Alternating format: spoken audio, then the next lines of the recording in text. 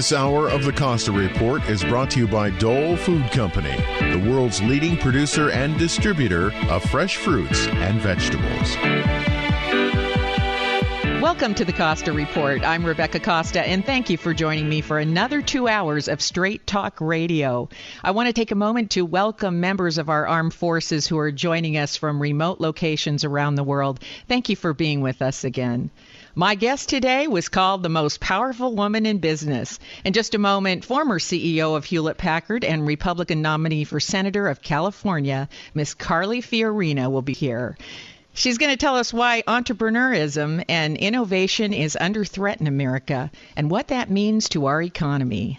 But before she joins us, as is my custom each week, let me give you some background on Fiorina's rise to the highest echelon of business.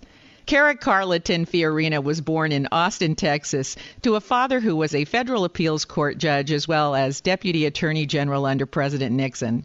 Her mother was a talented abstract painter, so Fiorina grew up surrounded by the best of both worlds. She attended Stanford University, where she earned her undergraduate degree in philosophy and medieval history. She also earned an MBA from the University of Maryland and Master of Science degree from MIT. In 1980, Fiorina joined AT&T as a trainee, and then through hard work rose to become vice president. 15 years later, she was charged with heading operations for AT&T's successful spin-off, Lucent, and was later named group president. Soon, Fortune magazine was heralding Fiorina as one of the most powerful women in business, and so was Time magazine and every other group that compiles lists of trailblazers. But Fiorina was just getting started. In 1999, Hewlett-Packard offered Fiorina the historic opportunity to become the first woman to lead a Fortune 20 company. She reorganized and streamlined HP and was also responsible for the $19 billion merger with PC giant Compaq, which elevated HP to become the largest personal computer company in the world. But by 2005, owing to differences with the board, Fiorina stepped down as CEO, and the rest is history. Fiorina's vision for HP was vindicated as many of the ideas the board resisted under her stewardship came to pass. Following her work at HP, Fiorina contributed to the boards of Cybertrust, Taiwan Semiconductor Manufacturing Company, MIT, the World Economic Forum, and other organizations. And in 2010, Fiorina won the Republican primary for the Senator of California and began campaigning against incumbent Barbara Boxer.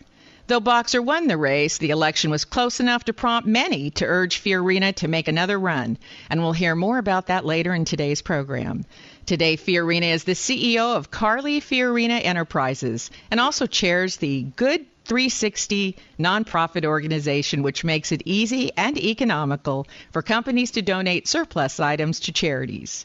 It's my pleasure to welcome to the program a business leader who has never been afraid to call it the way she sees it, Miss Carly Fiorina. Thank you for joining us today. It's so great to be with you, Rebecca. Thank you so much for having me. Now, not long ago, you began expressing concerns about the threat to entrepreneurship in America. So I thought we'd open the program today by asking you to explain why innovation may be under threat today.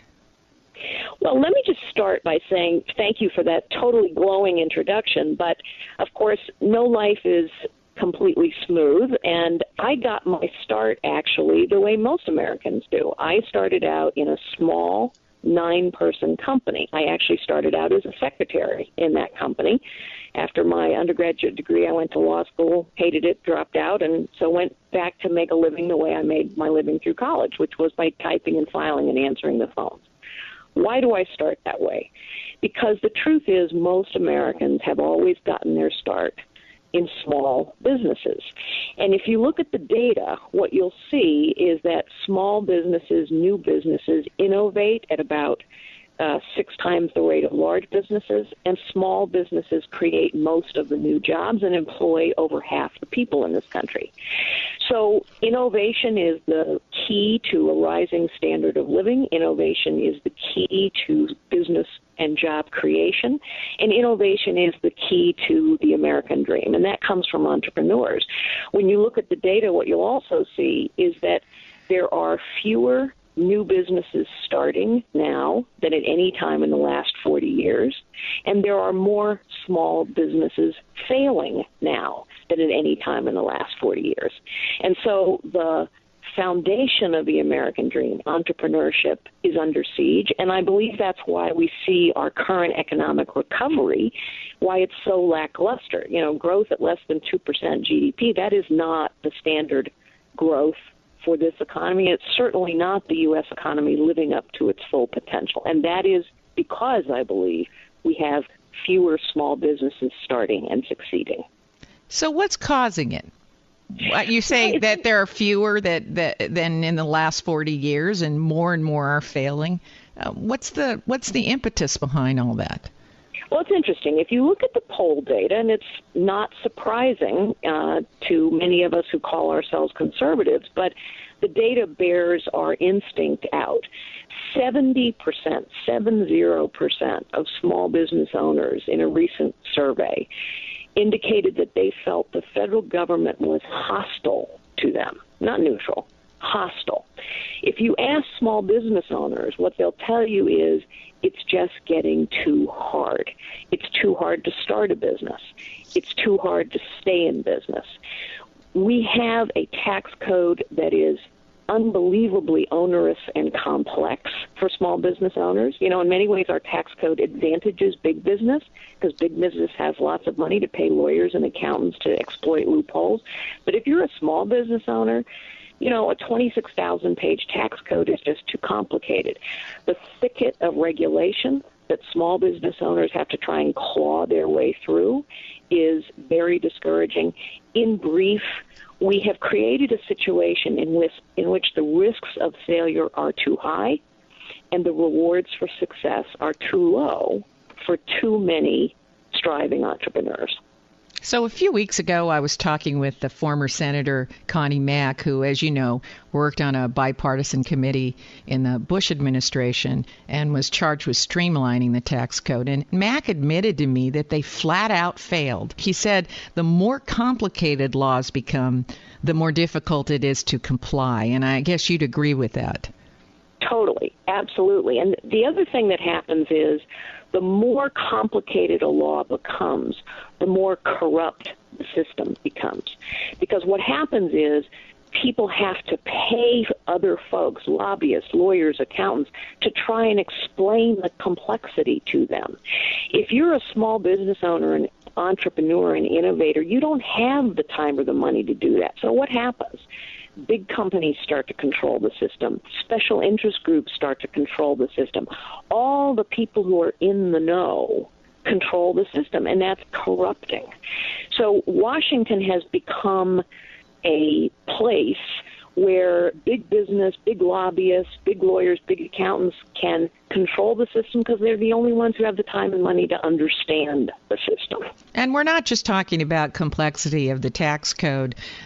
We can take the Affordable Health Care Act, for example, that looks a lot like our tax code. It's so complicated that even large corporations are hiring experts to show them how they can comply. So isn't that another example of making it impossible for small resource-scarce startups to function?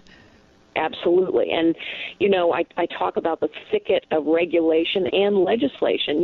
Think about the health care law for a moment, or Dodd-Frank as another example. These are pieces of legislation that each are 2,600 pages or more. Nobody can understand that. Mm-hmm. Nobody even knows what's in it. So then you ask somebody to comply, and it's no wonder that you have a lot of small business owners saying, you know what, I don't want to grow and succeed because if I get to be too successful, then I have more than 50 employees. Then I have to comply with this law that I don't understand. I mean, it's so difficult. And so one of the things that I think has to happen if we are to restore entrepreneurship in this country, which after all, entrepreneurship is what makes the American dream real, we have to push for radical simplification of regulation, legislation, taxation. It's not just about less and lower. It's about radically simple. Well, that's a good point and a good note to go to our commercial segment on, and we'll be right back with Carly Fiorina. You're listening to the Costa Report. Hi, I'm Amy Tobin, cookbook author and culinary expert. Strawberries, blueberries, blackberries, and raspberries. Dole has a bounty of berries ripe for the picking. Fresh berries are not only delicious, but some of the most powerful disease-fighting foods available.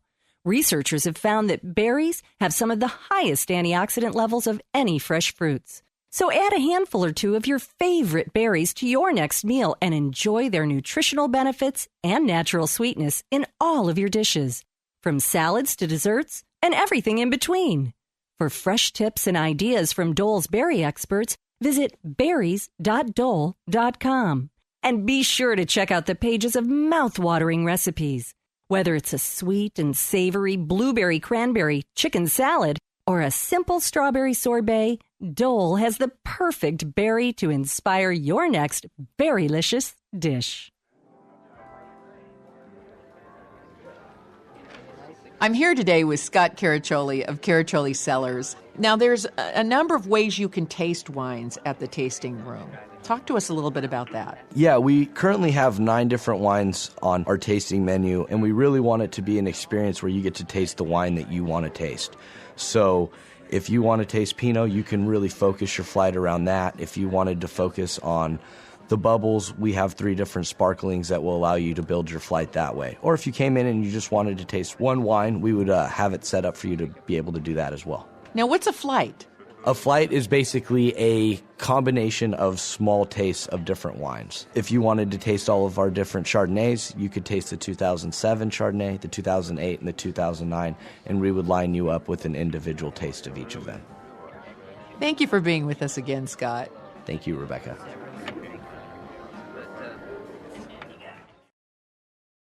Is your computer running real slow like this? Or are you getting the blue screen of death? Do you have to do a restart several times a session? Tired of viruses, spyware, malware, and slow, worthless tech support? Face it, it's too late to download another free PC Fix-It program, thinking it'll be restored to out-of-box purity. Oh, no. You need the fast, friendly computer pros at User Friendly Computing. Just drop it off at their office at 505 River Street across from the Gateway Plaza, or give them a call at 831-423-9653, and they'll come to you. Mention KSCO and get a free $50 diagnostic. PC or Mac, desktop or laptop, they can do it all at User Friendly Computing. Call 831-423-9653. Hello, I'm Dave, the Dixon in Dixon & Son Tires of Watsonville. And I'm Dusty, the son in Dixon & Son. With over 40 years of putting tires on all kinds of Central Coast wheels, both Dixon and Son have learned a lot about keeping you on the road. Here's a Dixon & Son tip that will help keep you safely on the road. And I'm Jane, the mom in Dixon & Son Tires. With your tip, check your tire pressure every month. Underinflated tires will increase fuel consumption, increase tire wear, and make your car harder to handle. So check your tire pressure and enjoy your ride. Dixon & Son Tires in Watsonville is the family-owned business you can trust with your family's car, your business's trucks, or your farm's tractor. He's the Dixon, she's the mom, and I'm the son. For more tire tips and estimates on new tires for your car, truck, or tractor, call or click DixonandSonTires.net. Our family serving your family. Since 1974.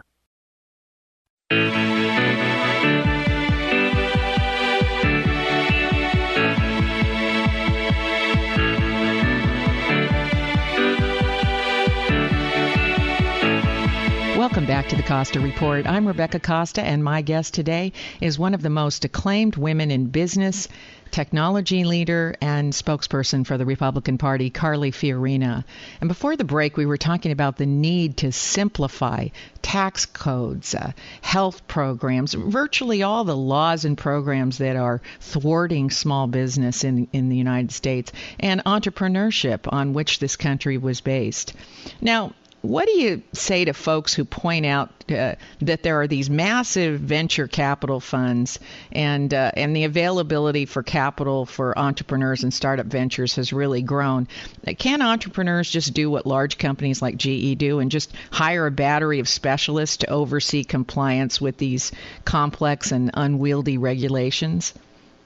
Well, first, just to point out your notion about venture capital, it's true. The world is awash in money, and there are loads of venture capitalists sitting around with money that they're trying to invest. But let's face it, if you have a really fantastic idea for a technology startup, maybe you will attract the attention of a venture capitalist, and Silicon Valley is a vibrant example of that. On the other hand, if you're trying to open a new dry cleaner in your community or a taqueria or a deli, which are as important to the foundation of our economies and our communities as any technology startup, you don't have the luxury of attracting a venture capitalist, point one. Point two, venture capitalists aren't investing their money in lawyers and accountants. Venture capitalists are investing their money in innovators and entrepreneurs. And so, no, a small business in brief, a small or new business just doesn't have the kind of resources necessary to say, let me figure out all this stuff in advance. And indeed, it's why I think you see a lot of small businesses look quickly to go for an IPO or get bought out by someone bigger. It's not just because they're trying to pay back their investors. It's also because they're trying to get associated with a company that has the scale to deal with all of this stuff. And as you point out, a lot of young people get their start in small businesses. I remember that my very first job was typing real estate contracts for a real estate office on the weekends. It's funny how we both started out as typists. Exactly. Well, so many women of our generation started out typing. I did, and I did such a good job. One of the things I remember was I got my first bonus, and around Christmas time, I went into the office, and there was a red envelope with a Christmas card in it and a check for $25, and I thought they made a mistake. Yeah. Well, and, you know, the experience that you just went through. So first of all, you learned so much from that. You learned that if you do a good job at any job, opportunity will present itself. You learn that there's a payoff for responsibility and a focus on excellence. Those are such important skills for a young person to know. And, you know, if you look at our youth unemployment rate today, I mean, we've all seen these terrible stories of kids who invest in college education can't find a job. I mean, our youth unemployment rate in this country is in reality close to 20%. In inner cities and disadvantaged areas, it's even higher. That's a terrible cost, not just for the individual young person, but for our country. And a lot of that is happening because our small business segment isn't vibrant enough to offer those people jobs. A lot of people get their start in a small job. And now, as I understand it, you point out that there's another threat to small businesses and entrepreneurship in the country. And many times you've been talking about the effect that our immigration policy has on the success of small business. Well, this is a country, first let's say what is true. This is a country that has been founded on immigration. I mean, we are built on immigrants. And in fact, wave after wave after wave of the immigrant group has gotten their start in small business. So immigration is incredibly important. But now you have a situation where absolutely everything is broken. At the very high end, the H-1B visa program upon which so many technology companies depend, that system is broken. We have ridiculous situations where CEOs of high-tech companies have to go into Washington and lobby for more H-1B visa holders. Our goal, of course, is to bring these visa holders in. They're smart, they're well-educated, they're ambitious, and have them become American citizens because they know that this is the place where they can fulfill their dreams. At the other end of the spectrum, you have an agricultural community that can't get enough lower-skilled migrant workers, and these are also people who contribute to society. And, of course, we have 16 visa programs that don't work. We have a border that's not secure. The whole system is broken, and that hurts everybody. And we don't seem to have leaders that know how to deal with systemic issues. We seem to have leaders that deal with these systemic problems with one-shot solutions, and everyone knows that that doesn't work when you've got a systemic problem. It's, you know, that's such an interesting point, Rebecca, and it's so true. I think, you know, one of the reasons I ran for office is because I think we have far too many career politicians. And while there are many career politicians who are wonderful public servants, so I'm not being pejorative, but it's like anything else. If you do the same thing for too long, you lose your perspective and your edge. And I think what's happened is we have people who have been in politics for so long that their goal has become to stay in office, not to solve problems. That contributes to a hyper-partisan situation. It contributes to a circumstance in which people want to make political gestures and get political points rather than solve a problem in a holistic way. Every now and then I get a glimmer of hope. I mean, one of the things that I'm hopeful about is you have, as an example of bipartisan systemic problem solving, maybe, you have Senator Orrin Hatch of Utah and you have Senator Max Baucus of Montana, outgoing, retiring senators who've come together in a bipartisan way and said, we are going to radically simplify the tax code, and we're going to start by eliminating every loophole and starting over. That's the right way to start. Now, there are a lot of people who say that goal, that effort will never get anywhere, but I applaud both of them for trying. I applaud a guy like Tom Coburn for standing up and pointing out over and over and over again in a systemic way, here's all the waste in government. Here's all the abuse in government. Here's all the corruption in government. Those are the kinds of systematic, holistic, big vision kinds of things. Well, when it comes to systemic problems, you really have two choices. You've either got to deal with them holistically and simplify them so that there's less room for maneuvering. Let's take the tax code. If we made it real simple, a couple of pages long, everybody could understand it. It becomes fair to the person on the street because they're abiding by the same rules that General Electric is, who has 3 buildings of tax and tax accountants and lawyers. So, the simpler it gets, the more even the playing field gets. As far as how far these bipartisan committees get, they don't tend to get too far, because we just talked to Connie Mack III, and they had a bipartisan committee, and everybody in principle was on board to simplify the tax code, but it was so complicated and so difficult to streamline it. It was almost at a point where they just needed to throw it out and say, we're going to introduce new tax legislation. I'm not really sure about that. We're going to have to take another short commercial break, but when we come back, we're going to find out what our leaders need to do to invigorate entrepreneurs, innovation, and small business once again. You're listening to the Costa Report.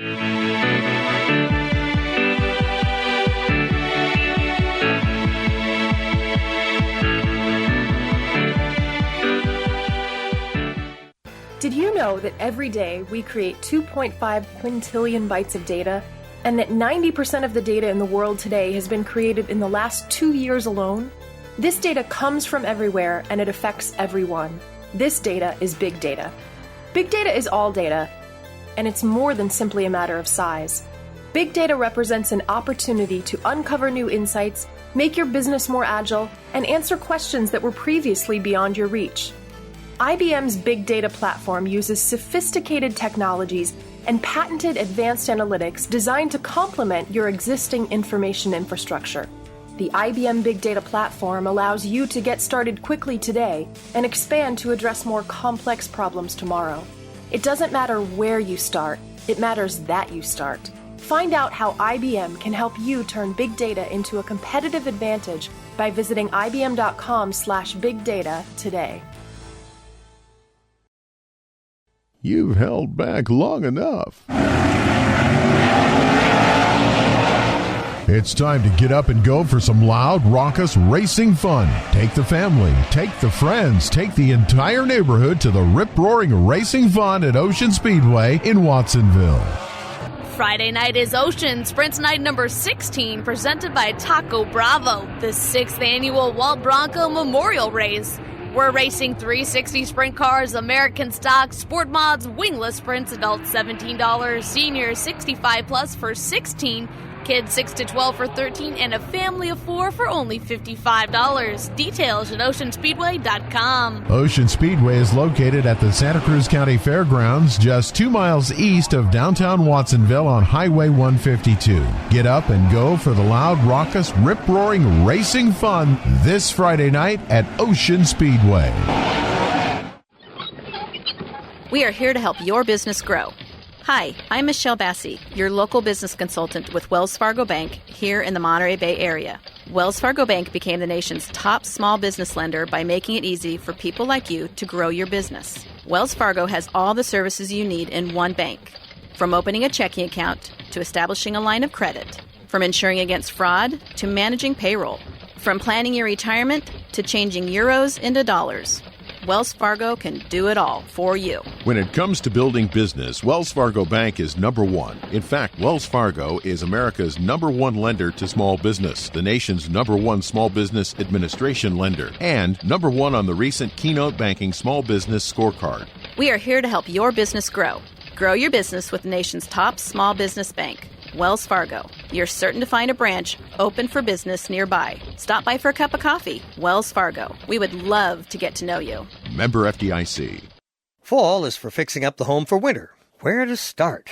Well, let's ask Chris Jensen of JM Electric. Chris, you folks at JM Electric have been fixing up the electrical circuits of Monterey Bay area homes and offices for 65 years now. So if anyone knows where to start fixing, it's JM Electric. Thank you, Charlie. A very important fix would be the electrical circuitry inside your walls. If there is a problem with your circuits in nice weather, the problem will likely get a lot worse when you increase the electrical load during bad weather. And electrical problems are a leading cause of structure fires. If you folks have the slightest doubt about what's going on inside your walls, call JM Electric and ask for the free, no-obligation assessment. Fall is for fixing. Start with the free home electrical safety test at jmelectric.com. In a few short minutes, you'll know your risk. Take the test right now at jmelectric.com or give JM Electric a call at 422-7819 and ask for the free, no-obligation home electrical safety assessment. That's 422-7819.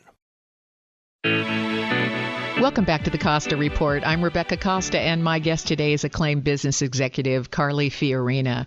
So let's go back to our immigration policy again. Can you take a moment to explain to our listeners why protectionism hurts the American economy and is bad for entrepreneurism? Because I'm not always sure that the connection between the two is as clear as it needs to be. Yeah, I think it's a really good point. So first, 95% of the world's consumers are outside the U.S. It's just important to remember that, because the more our companies can build products that people around the world want to buy, the stronger our economy is.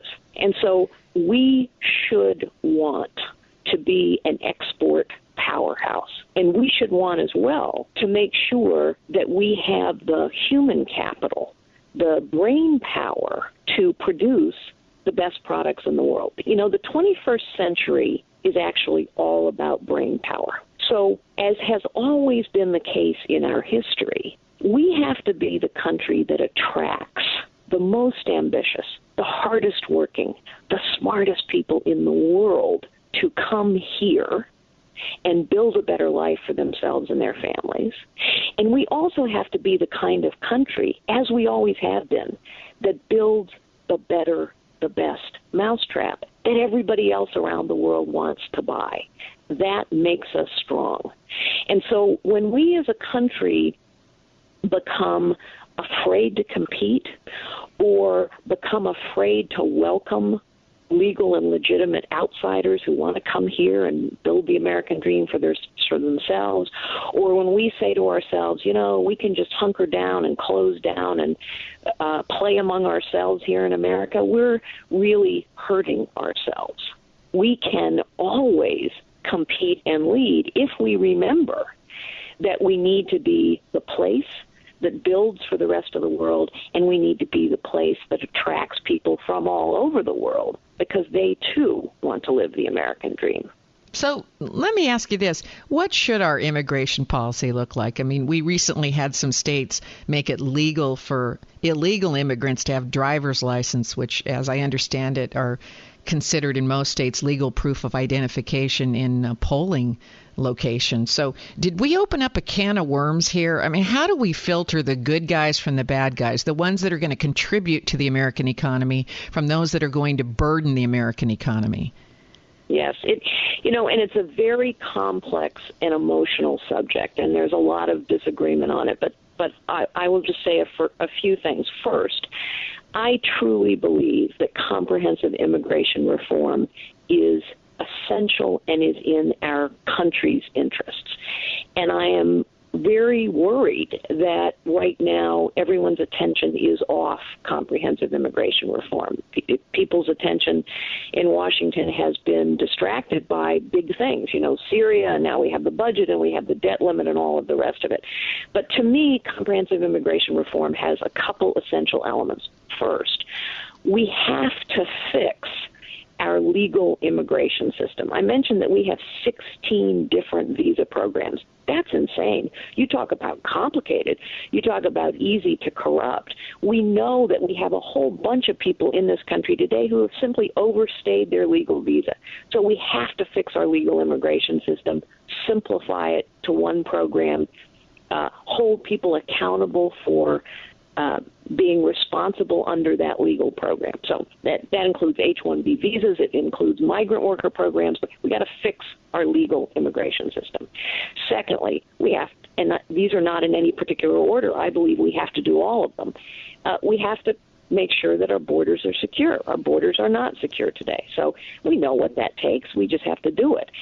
And third, I believe there must be a way to bring people out of the shadows. And so I think it's essential that we say to the people who are here illegally, I agree with people who say that if we leave the system as it is, that is, in essence, de facto amnesty. They're living here. They're taking advantage of our programs. We have to bring those people out of the shadows. My own view is we bring them out of the shadows.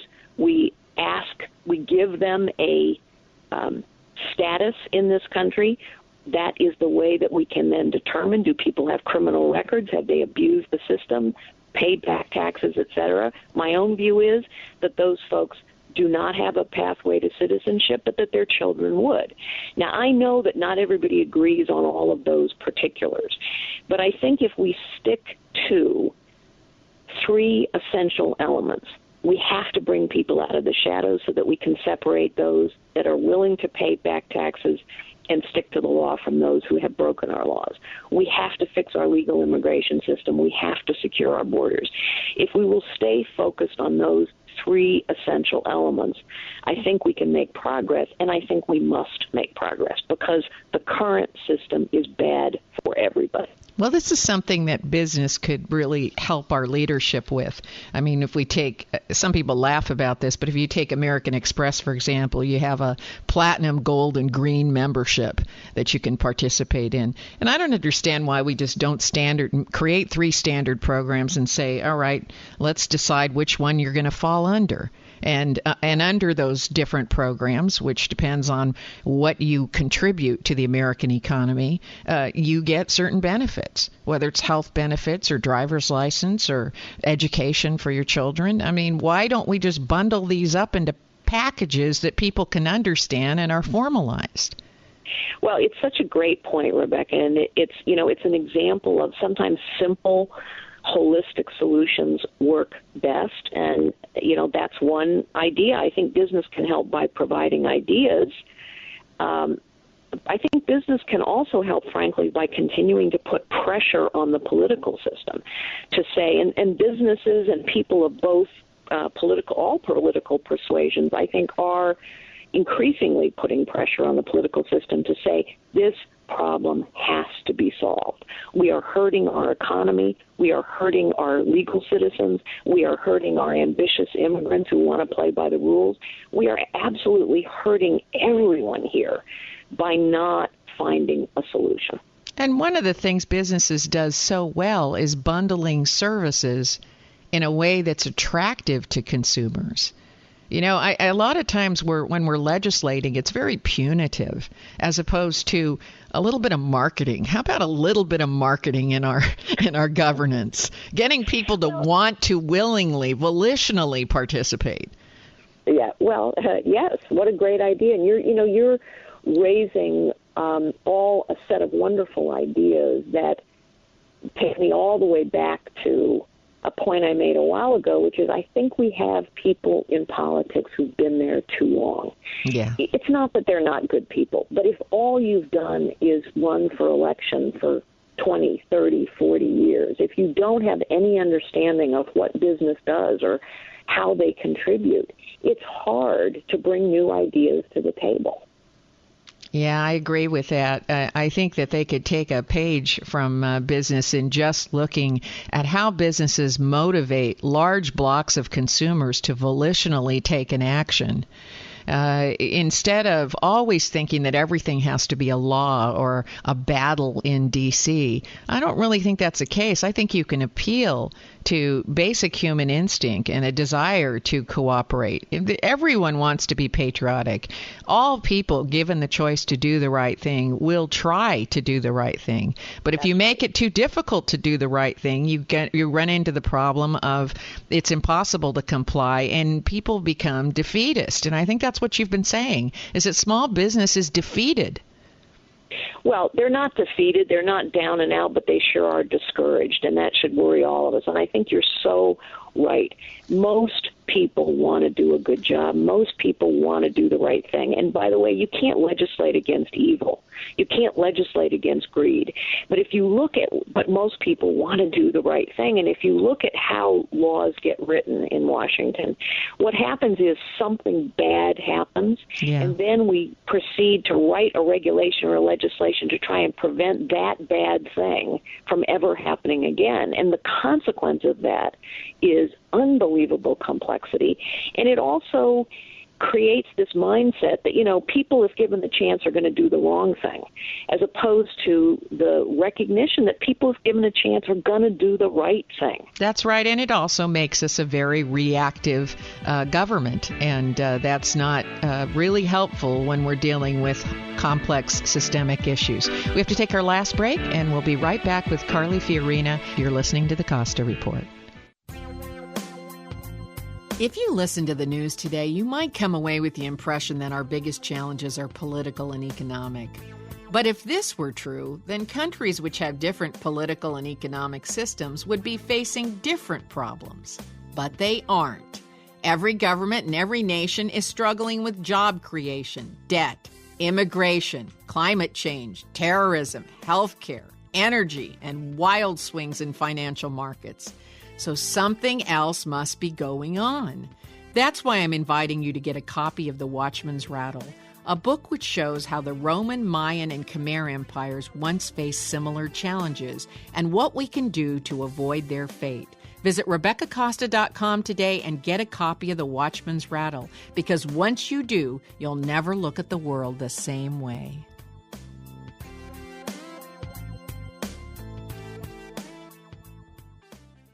"50 years ago, Dr. Martin Luther King delivered his famous I Have a Dream speech. But something you may not know is that Dr. King was represented by the world's foremost speaking agency, the American Program Bureau. The American Program Bureau has a courageous history of representing luminaries, entertainers, and motivators from all backgrounds. From Ronald Reagan, Richard Branson, and Mikhail Gorbachev to Jon Stewart, Michael Douglas, and Desmond Tutu. From A-list celebrities to best-selling authors, cutting-edge business leaders, and the greatest minds in academia, the American Program Bureau has speakers to fit every venue and every budget. When corporations, conferences, schools, and community organizations need an expert speaker, they turn to the American Program Bureau to help them craft an event that will be remembered long afterwards. To inquire about a speaker for your next engagement, contact the American Program Bureau at 800-225-4575 or visit our website at apbspeakers.com. The American Program Bureau, making history one speech at a time. Ask us how to shake up your taste buds. Hi, I'm Susan Pappas with an invitation to visit the True Olive Connection for inspiring ways to pair extra virgin olive oils, balsamic vinegars, and fresh foods that'll inspire your palate. And speaking of palates, let's turn those sun-ripened tomatoes into delicious caprese salads with some of our garlic and rosemary olive oils. And how about shaking up your fruit salad with Persian lime and coconut balsamic? It'll have you dancing in a grass skirt in no time.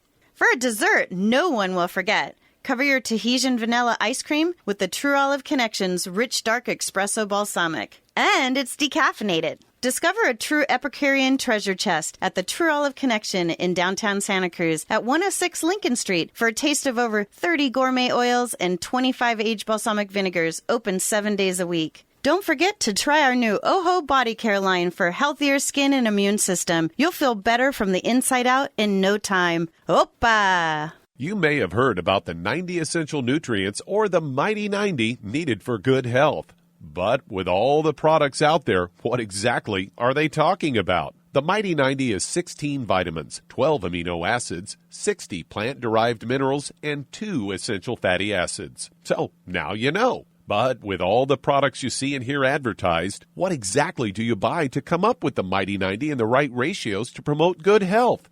Youngevity has made it easy with the Healthy Start Pack, which contains 1 canister of Beyond Tangy Tangerine Vitamin and Plant-Derived Mineral Complex, 1 bottle of Bone and Joint Enriching OsteoFX Plus, and 1 bottle of EFA Plus Essential Fatty Acids, all in the proper ratios to promote good health and vitality. For more information or to order, call Andy or Phyllis Anderson at 888-245-0300. That's 888-245-0300. Welcome back to the Costa Report. I'm Rebecca Costa, and my guest today is Carly Fiorina. Now, we've been touching on the issue of leadership, and I know you've made it clear in the past that the same skills needed to run a business are not necessarily the same ones you need to run a county or a state or even a country. And I think Ross Perot pretty much made that point. But while running a business during a tumultuous time like the dot-com crisis isn't exactly the same as trying to get an economy out of a global recession. Having been the CEO of a company myself, I think there's a lot of overlap there. How about you? Well, I absolutely agree. And let me clarify what I mean. You know, every profession has technical aspects to it that you have to learn. So there are technical aspects to running a business. There are technical aspects to flying an airplane. However, to your point, what is the same across all walks of life is leadership. Now, leadership's not the same as management. You know, management is the production of acceptable results within known constraints and conditions. Very important. Leadership in business, in politics, in faith-based organizations, in communities and families, leadership is about making a positive difference. And the way you make a positive difference is to galvanize people to work towards a goal that is larger than themselves. It is to have a strategic goal and purpose that is worthy of people's efforts. It is to motivate people, to your earlier set of comments. It is to use and leverage people's skills and direct those skills towards the achievement of results. All of those things are leadership. And in that case, leadership is the same.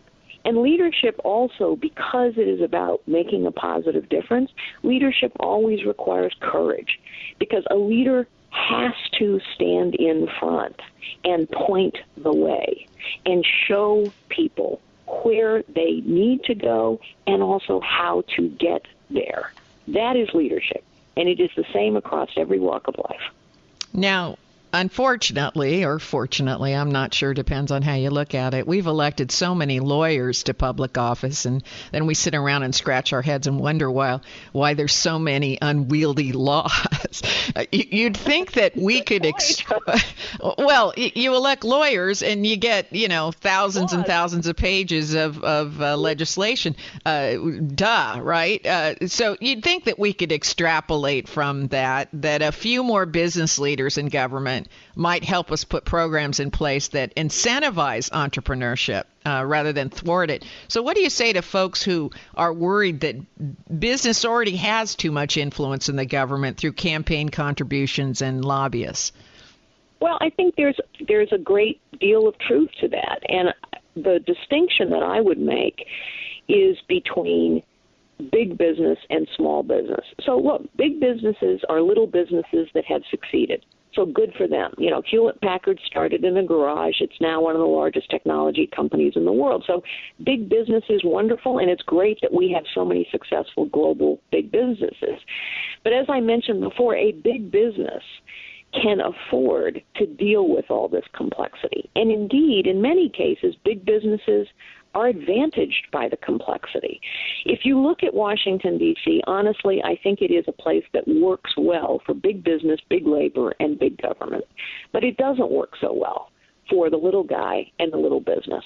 And so I think what we need is a wholesale mindset change. And frankly, I don't know how to get this done other than to keep talking about it, keep pushing for it, and to keep others engaged and talking and pushing for it. I think we need a wholesale mindset change in Washington. Big government doesn't work in the 21st century. We need a radical simplification of everything, our tax code, our regulatory structure, our legislation. But we need to say Washington needs to think about the little guy. If it were me, if I were queen for a day, I would create a task force made up of small business owners, and I would say your job over the next 2 years is to go through absolutely every piece of regulation and legislation and tell us the impact on small business and recommend which we're going to get rid of.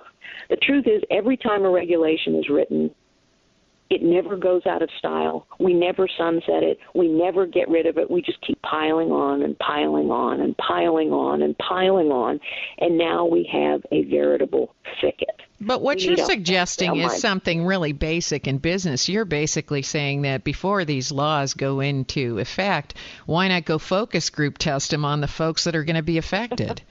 There you go. Right? I mean, isn't that what you would do if you're introducing any new product? Any business leader knows that before you spend millions getting the product out the door, you go focus group test the thing. Well, and not only that, every business knows this as well. Every business knows that on a regular basis, you have to go audit what you're doing. You have to go look at what you're doing and say, is this working? Is it effective? If not, what do we need to get rid of and change? And the government hasn't done that realistically in, 70 years?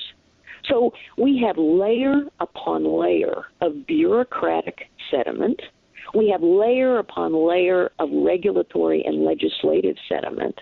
And all that weight is crushing the American spirit and the American dream. I think there's a lot of people listening today who are nodding their heads up and down. Now, I can't let you go without asking you what your plans are. I have to believe that the Republican Party in the state is calling you and asking you to consider throwing your hat back into the race because, the GOP's not in such good shape these days. So are you thinking about that, or maybe some other office that we don't know about? Well, please say you are. Well, look, first of all, I remain actively engaged in politics. Right now it is more behind the scenes, but I remain actively engaged in the conservative movement and in the Republican Party. Never say never. There may be a time when I run for office again. There has to be the right opportunity and all the rest of it. But I will say this. I will remain an active participant. I will remain an active voice, and I will remain someone who stays engaged, because I think we need more, not less, everyday citizens raising our voices and saying we need to make changes. So at the very least, I'm going to continue to raise my voice. Well, unfortunately, that is all the time we have. But before we let you go, I do want to thank you for withstanding all the punches that come from being the first woman to reach the highest ranks of business, and also for continuing to hang in there and help us do the right thing in government. It's never easy to be the first anything, so we thank you, Ms. Fiorina. Well, it's my pleasure, Rebecca. Please call me Carly, and it's been such a pleasure to be with you today and to be with your listeners. And I would just say, punches come with the territory.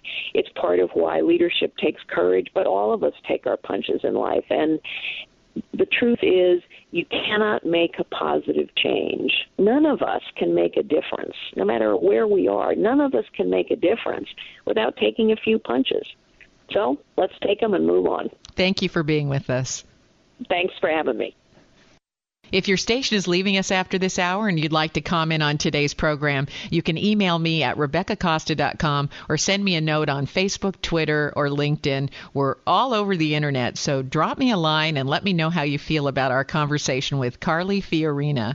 And if you missed the interview with Fiorina or any of our other guests, you can download previous episodes of the Costa Report from our website, Apple iTunes, Podbean, and also our new YouTube channel. I also want to thank listeners who have ordered the Watchman's Rattle from our website at RebeccaCosta.com. Your response has been overwhelming, and we especially appreciate folks who are already starting to plan for the holidays and are ordering books with custom dedications inside the book as gifts, because in addition to a gift that's personalized and says, I thought about you and bought this just for you, you're also giving a gift to millions of listeners across the country. All book proceeds go toward keeping the Costa Report on the air. So when you go to RebeccaCosta.com and you buy a book, you're voting with your dollars. You're giving a message that you want to see more nonpartisan, quality journalism on the air and maybe a few less polarizing pundits. You want the kind of reporting that makes you think. So our heartfelt thanks to the overwhelming response to the book that we've had. And next to Gaga and Korean pop star Psy, my guest next week may be the biggest thing to hit YouTube. 4 million viewers and growing. He's been accused of murder, drug smuggling, being a master of disguise, a persecuted victim, a womanizer, Iron Man, a genius, and a hero of the technology underground. The controversial founder of McAfee Software, Mr. John McAfee, will be here. He's going to set the record straight once and for all, so don't miss John McAfee next week right here on the Costa Report. Now stay tuned for the second hour of the Costa Report when we hear what you have to say about our conversation with business pioneer Carly Fiorina. You're listening to the Costa Report.